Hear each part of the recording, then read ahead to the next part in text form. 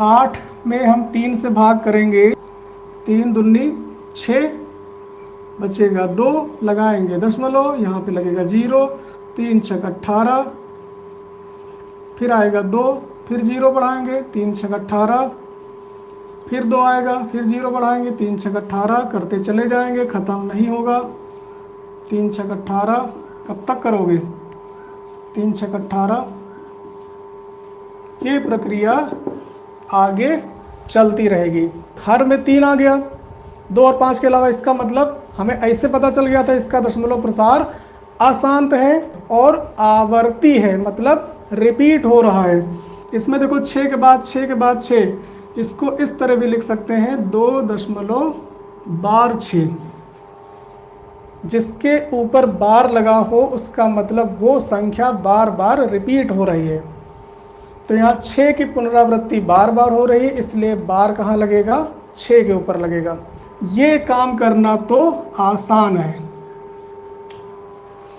परिमेय संख्या का दशमलव प्रसार निकालना आसान है, चाहे वो शांत हो चाहे अशांत हो। लेकिन अब इसका जो उल्टा क्रम होगा,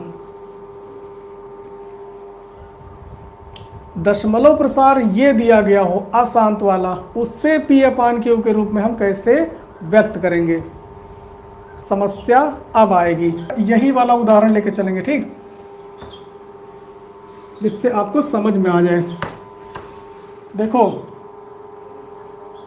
8/3 का दशमलव प्रसार कितना आया था? 2.666, या इसको हम लिख सकते हैं 2.6 बार। हो गया। अब इसका उल्टा क्रम, अगर आपसे कहा जाए कि 2.6666 को P/Q के रूप में, यही सबसे बड़ी समस्या।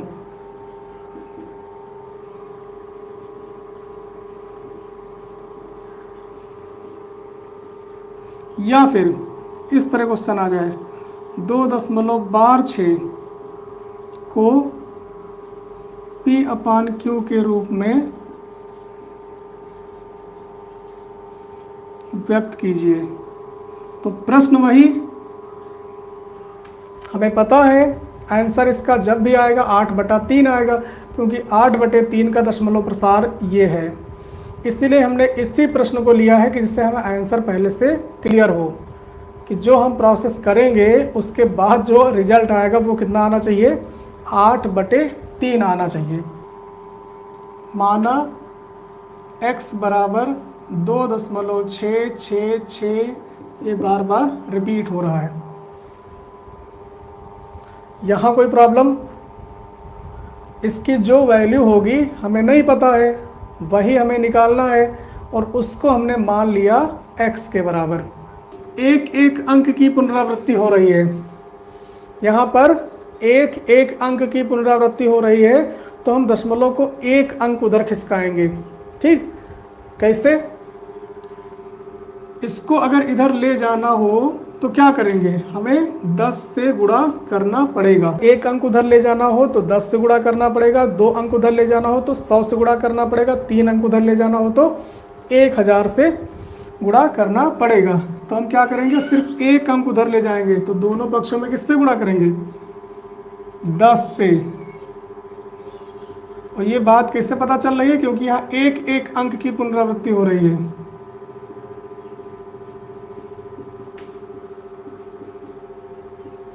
तो किससे गुणा करेंगे? 10 से। तो इधर क्या आ जाएगा? 10x, और इधर क्या हो जाएगा? ये दशमलव एक अंक इधर आ जाएगा, तो हो जाएगा 26.666। इसको हमने मान लिया समीकरण 1। 26 में से 2.666 वाला पार्ट अलग कर लें और बाकी पूर्णांक अलग कर लें। ऐसा कर सकते हैं कि नहीं कर सकते? कर सकते हैं। 26 को हम लिख सकते हैं 24 24 हमने अलग कर लिया 26 में से, और प्लस 2.666 कर लिया अलग। अब सोचो, जो 2.666 है उसका समीकरण 1 में क्या मान है? x। तो क्या हम यहाँ पे x रख सकते हैं? इसीलिए इसको हमने अलग किया है। रख सकते हैं ना? तो समीकरण 1 से क्या हो जाएगा? 10x बराबर 24 प्लस इसकी जगह पर हो जाएगा x, क्योंकि इसका मान क्या है? x है। और यहाँ पर हम लिख लेंगे आगे कि ये आया कहाँ से? समीकरण 1 से।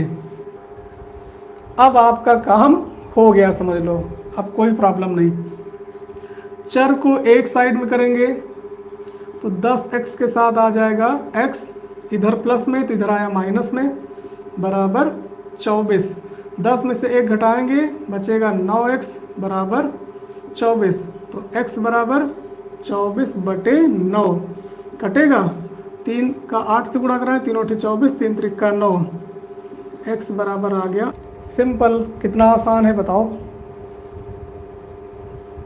अगर हम 8/3 को दशमलव प्रसार में व्यक्त कर सकते हैं, 2.6666 चाहे जितनी बार हो, तो 2.666 को हम 8/3 के रूप में भी व्यक्त कर सकते हैं।